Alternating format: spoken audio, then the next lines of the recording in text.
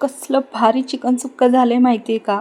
पाहूनच तोंडाला पाणी सुटेल. भूक नसेल तरीही भूक लागेल आणि कोणीही सहज बनवू शकेल. अशी सोपी, साधी, झटपट होणारी एका मसाल्यामध्ये कसं चिकन करायचं किंवा ह्याची चव कशी दुप्पट वाढवायची हे मी तुम्हाला दाखवणार आहे. अगदी या लेवलला येण्यापर्यंत त्याची दुप्पट चव वाढवण्याची पद्धत किंवा शिजवण्याची पद्धत एक वेगळीच. चव किंवा वाटण तुम्ही याआधी कधीच बनवलं नसेल. अगदी कोल्हापुरी पद्धत वापरून झणझणीत असं सुक्क चिकन आणि चिकन रस्सा बनवायचा आहे. ही एकदा पद्धत बघितलात ना की तुमची पद्धत विसराल आणि उन्हाळ्यात कसं जास्त मसालेदार खायची इच्छाही होत नाही. अगदी बॅचलर मुलंही बनवू शकतात अशी रेसिपी मी शेअर केली आहे. चव म्हणाल तर एक नंबर. इथे बघा 1.5 किलो चिकन छान असं धुवून घेतलेलं आहे. थोडंसं मीठ त्याला भरभरून मस्त असं चोळून धुवून घेतलं आहे चिकन. मीठ का लावायचं? कारण मीठ लावल्यामुळे चिकनला जो स्मेल आहे ना तो नाहीसा होतो आणि चिकन छान असं स्वच्छ होतं. तुम्ही तर चिकन बनवतच असाल, पण आज एक रेसिपी मी आगळी वेगळी चिकनची शेअर करत आहे. एकदम झटपट कच्चा मसाला करण्याचा त्रास नाही, तो भाजायचा त्रास नाही. ओला मसाला आपण घ्यायचा आहे, तो कसा करायचा ते पुढे मी सांगणारच आहे. त्याचबरोबर चिकन शिजवण्याची एक नवीन पद्धत तुमच्याशी शेअर करत आहे.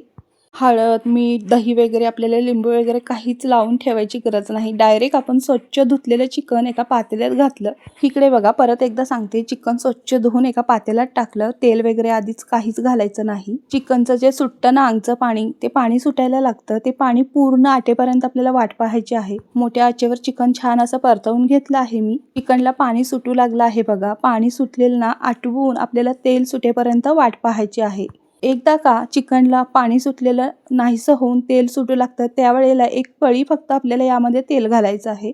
पुढे मी दाखवणारच आहे. एक छान पद्धत आहे. असं चिकन ना तुम्ही कधीच खाल्लं नसेल. इतकी टेस्ट भारी होते ना, घरातली मंडळी वावा केल्याशिवाय राहणार नाही. इतकी भारी पद्धत आहे, झटपट आहे.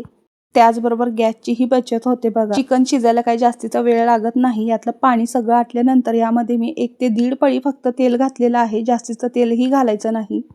पुढे तुम्हाला कळणारच आहे रेसिपी, त्यासाठी शेवटपर्यंत व्यवस्थित पहा. सुरुवात बघून कुठेही व्हिडिओ स्किप करू नका, त्याशिवाय ही पद्धत तुम्हाला कळणारच नाही. आता बघा चिकनला सुटलेलं सगळं पाणी आटल्यानंतर तेल सुटू लागतं त्यावेळेला आपल्याला इथे 1 ते 1.5 पळी तेल घातलं. मग अशी दाखवलेला एक अख्खा कांदा बारीक चिरून यामध्ये घातलेला आहे. कांदा चिकन बरोबर व्यवस्थित परतवून घेतला. चवीनुसार म्हणजे 1 चमचा मीठ आणि एक अर्धा चमचा इथे हळद घालायची आहे. हळद भरपूर घालायची आहे. असं चिकन आपण बनवायचं आहे ना की ह्याच्या वासानेच ना तुमच्या तोंडाला पाण्याची धार लागेल. एवढा सुगंध दरवळतोय घरभर. त्यासाठी कोणता मसाला वापरावा, कसं वाटण असावं किंवा कोल्हापूर पद्धतीने झणझणीत रस्सा आणि चिकन सुक्क कसं करायचं तेही मी यामध्ये या स्वरूपात सांगितलेलं आहे. हीच ती पद्धत आहे कोल्हापूर पद्धतीने केलेले चिकन रस्स्याची आणि चिकन सुक्क्याची. आज तुमच्यासाठी खास करून एकदम सोप्या पद्धतीत मी रेसिपी शेअर केली आहे. आता बघा हळद मीठ घातल्यानंतर व्यवस्थित परतवून घेतलं. छान असं चिकनमध्ये मुरलं आहे हळद मीठ. आणि आता काय करायचं, हे परतवून घेता ना यामध्ये ना कोल्हापुरी कांदा लसूण मसाला 1 ते 1.5-2 चमचे काय असतील तुमच्या आवडीप्रमाणे तुमचा मसाला घालू शकता. मी आपला कोल्हापूरचा माझ्या घरचा मसाला आहे तो 2 चमचे यामध्ये घातलेला आहे. झणझणीत असा कोल्हापूरचा घरचा मसाला आहे. तुम्ही तुमच्या आवडीप्रमाणे तुमच्या घरचा कोणता साठवणीतला मसाला आहे तो घालू शकता. आणि 1 मोठा चमचा इथे किचन किंग मसाला घातलेला आहे. हे सगळे मसाले घालून मस्त असं मंद आचेवर खरपूस असं परतवून घ्यायचं आणि मंद आचेवरच झाकण ठेवून एक मस्त वाफ काढायची. मसाले घालून छान अशी वाफ काढली ना 1 मिनिटभर, चिकनच्या आतपर्यंत छान मसाला मुरला जातो आणि त्याची चव छान लागते. त्यामुळे ही प्रोसेस नक्की करा. आता छान तेल सुटलं आहे. आता आपल्याला साईडला मी गरम पाणी करायला ठेवलं होतं ते यामध्ये घालायचं आहे आपल्याला. लक्षात ठेवा या ठिकाणी ना गरम पाणीच घालायचं. अगदी कोमट असलं तरी चालेल पण पाणी गरमच असलं पाहिजे. थंड पाणी घातल्यामुळे ना पूर्णपणे ह्याची चव इथेच बिघडते आणि चिकनची कुकिंग प्रोसेस थांबते आणि चवही बिघडते. त्यामुळे इथे थोडं तरी गरम पाणी करून घाला नक्कीच. म्हणजे गरम पाण्याने चिकन लवकर शिजलं जातं. मस्त अशी उकळी येईल बघा लगेचच. इथपर्यंत तर तुम्हाला रेसिपी कळालीच असेल. आता पुढे काय करायचं ते मी सांगणारच आहे. त्यासाठी आपल्याला हे मंद आचेवर असं शिजू द्यायचं. तोपर्यंत आपण इथे मसाला करून घ्यायचा आहे. अलगद असं झाकण ठेवलं आहे बघा पोकळ. ह्याला मंद आचेवर असं शिजून देऊयात. आणि इथे बघा मसाल्यासाठी काय काय घेतलं आहे. इथे बघा 1 इंच आल्याचे तुकडे करून घेतलेले आहेत. भरपूर असा लसूण घ्यायचा आहे. लसूण त्याप्रमाणे मी घेतला आहे, मोठा आहे तो. ओलं खोबरं घेतलं आहे. 1 वाटी असते ना खोबऱ्याची त्यातली ही पाव वाटी मी घेतलेली आहे बघा. आणि अशी चिरून घेतलेली आहे. तुम्ही किसूनही घेऊ शकता. हिरवीगार देठासकट कोवळी कोथिंबीर स्वच्छ धुवून घेतलेली आहे. कोथिंबीर भरपूर घालायची. खूप छान चव येते कोथिंबीरमुळे आणि रंग फ्लेवर खूप छान येतो. आता काय करायचं आहे, मिक्सरचं भांडं घ्यायचं. हे टोमॅटो घेतलेले आहेत, स्वच्छ धुवून घेतलेले आहेत. मोठ्या आकाराचे लाल बुंद टोमॅटोच्या अशा फोडी करून घातल्या आधी तळात. त्यानंतर कोथिंबीर, खोबरं, आलं, लसूण आणि एक सिक्रेट म्हणजे खूप छान खमंग असा फ्लेवर येतो, सुगंध येतो आणि चव एक आगळी वेगळी होते. त्यासाठी आपल्याला इथे भरपूर असं जिरं घालायचं आहे. त्याचप्रमाणे इथे एवढं जिरं मी घातलेलं आहे. 2 मोठे चमचे घाला. जिऱ्याने खूप छान फ्लेवर येतो बरं का. जिरं मात्र आवर्जून घाला या मसाल्यांसोबत. मी सांगते म्हणून या पद्धतीने एकदा मसाला नक्कीच करून पहा. तुम्ही या पद्धतीने एकदा केलात ना, परत परत याच पद्धतीने कराल एवढी मात्र गॅरंटी देते. अगदी मटणाचा रस्सा, सुक्कं मटणाचं बनवायचं असेल ना, तर याच मसाल्यामध्ये अशा पद्धतीने करा. खूप छान फ्लेवर येतो, अगदी वेगळं. आणि उन्हाळ्यात बघा जास्त मसालेदार ही खायची इच्छा नसते, पण एवढ्या मसाल्यांमध्ये खूप छान एक मस्त फ्लेवर येतो. हे असं वाटण बारीक असं करून घेतलेलं आहे. आता पुढे काय करायचं मी सांगणारच आहे. त्याआधी इथं बघा चिकन आपलं छान शिजलं देखील आहे. आता असाच टोप उचलून ना मी ह्या साईडच्या शेगडीवर ठेवणार आहे आणि इथे आपल्याला चिकनचं सुक्कं करून घ्यायचं आहे. हा आपला रस्सा तयार आहे. ह्याच्या पुढे ह्याला काय करायचं ते मी तुम्हाला सांगणारच आहे. आधी आपल्याला ते मसाला आहे ना, तो छान खरपूस असा परतवून घ्यायचा आहे. मग याच्यामध्ये टाकायचा आहे. मग कसा आपला झणझणीत रस्सा तयार होतो. पातेलं मी बाजूच्या शेगडीवर ठेवला आणि इथे मी कढई ठेवली आहे. कढईमध्ये 4 पळी तेल घालायचं आहे आपल्याला. सुक्याला मात्र तेल आवर्जून घालायचं आहे. अजिबात जास्तीचं नाही होणार. 1/4 किलो चिकनसाठी एवढं तेल पुरेसं आहे. 4 पळी तेल घातल्यानंतर जे वाटण आहे ना आपण मगाशी केलेला मसाला तो यामध्ये घालायचा आहे आपल्याला सगळा. त्याचप्रमाणे सगळं हे तेल तापल्यानंतर वाटण घातलं आणि हे मंद आचेवर खरपूस असं 1 मिनिटभर छान असं आपल्याला परतवून घ्यायचं आहे. हे सेम वाटण आहे ना कोल्हापूरमधल्या पद्धतीने मी तुम्हाला दाखवलं आहे. ओल्या खोबऱ्याच्या वाटणातलं हे चिकन रस्सा आणि ना चिकन सुक्कं तुम्ही एकदा बनवून पहा. अप्रतिम चवीचं होतं. आणि न भाजताच असा मसाला भाजून घेतला ना त्याची चव एक वेगळीच होते बघा. करून एकदा. मसाला घालायच्या आधी जर तुम्हाला खडा मसाला घालायचा असेल तर तोही घालू शकता तुम्ही.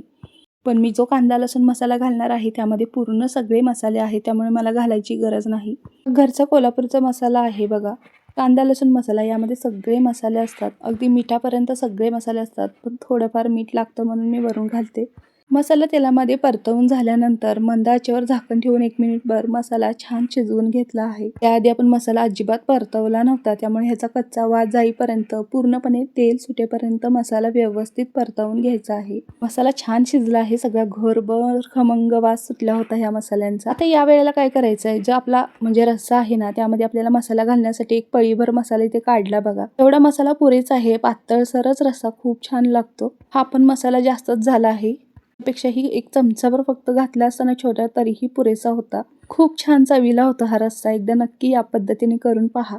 उन्हाळ्यामध्ये बघा जेवण जात नाही अगदी कोरडं पण अशा पद्धतीने जर रस्सा केलात ना तर 2 घास जास्त जातील. भाकरीही चुरून खाऊ शकता. इंद्रायणी तांदळाचा मऊ भात ह्या रस्स्यासोबत खूप खूप छान लागतो. अगदी ह्या रस्स्यातला आळणी रस्साही तुम्ही काढून ठेवू शकता लहान मुलांसाठी. तोही चवीला खूप छान लागतो. आधी जो आपण केला होता ना त्यातल्या मुलांना काढून ठेवू शकता. इंद्रायणी तांदळाच्या भातासोबत मुलांना खाऊ घालू शकता उन्हाळ्यात तोंडाला चव नसेल तर. आता आपण सुक्याकडे लक्ष देऊया. सुकं थोडंसं कोरडं झालं आहे. त्यातच मसाल्याचं पाणी थोडं घातलं आणि मस्त असं परतवून घेतलं. मग त्यामध्ये अर्धा चमचा हळद, चवीनुसार थोडंसं मीठ, 2 मोठे चमचे कांदा लसूण मसाला घातलेला आहे. नेहमीचा माझा चमचा आहे. पोहे खायचा नाही, तो लहान आहे त्याच्यापेक्षा मोठा चमचा असतो ना त्या चमच्याने मी इथे 2 मोठे चमचे कांदा लसूण मसाला घातला आहे. तुम्ही तुमच्या वापरण्यातला तुमच्या आवडीप्रमाणे इथे चटणी म्हणजे मसाला असतो तो कमी जास्त करू शकता.